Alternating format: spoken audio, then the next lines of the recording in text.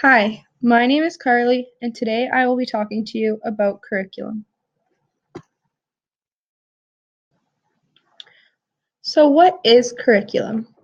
Before continuing, it is important to recognize that curriculum contains many aspects, and there are many people who have helped in constructing it. So, first, we're going to talk about the historical roots within curriculum.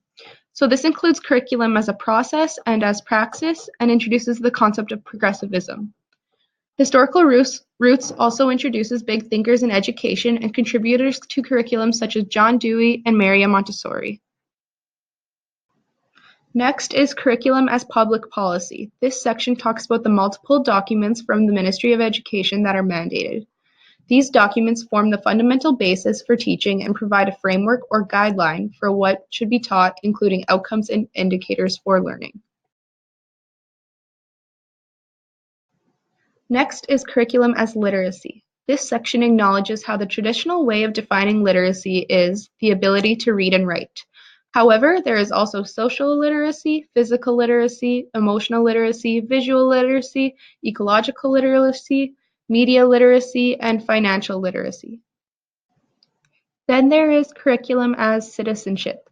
This section introduces the three types of citizens: participatory, personally responsible, and justice-oriented citizens. It then goes over how the different types of citizens we are then correlate to the type of students we are. Next is curriculum and treaty education. This section acknowledges how treaty education is a part of our curriculum that tends to be disregarded. We are all treaty people, and therefore it is important to not only learn about treaty education, but also to be able to incorporate Indigenous ways of knowing into all subjects. Finally, there is curriculum as numeracy. This section talks about the Inuit community and teaching mathematics. It acknowledges how there are different ways for numeracy other than base 10 and how these techniques can be introduced to any mathematic classroom.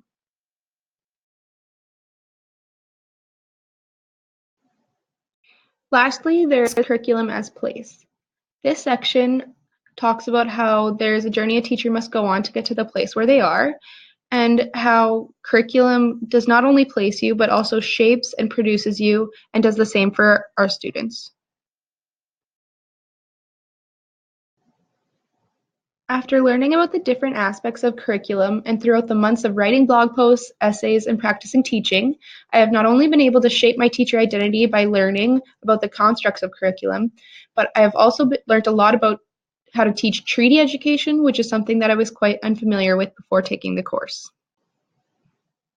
After learning about how to teach treaty education, the two most important aspects of it that I have learned are, first, the importance in incorporating First Nations, Inuit, and Métis content, rather than teaching specifically about Indigenous history. And an example would be bringing an elder into the classroom.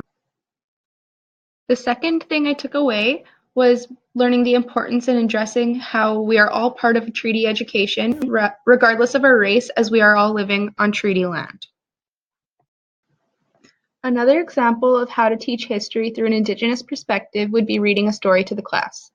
A book I have already looked at that is called I Am Not a Number, written by Jenny Kay, does a fantastic job at introducing students to residential schools and the effects that they used to hold and still hold on Indigenous peoples. And an example of how to teach the students that we are all treaty people would be taking the students on a treaty walk. And those are some of my biggest takeaways from ECS 210. Thank you for watching.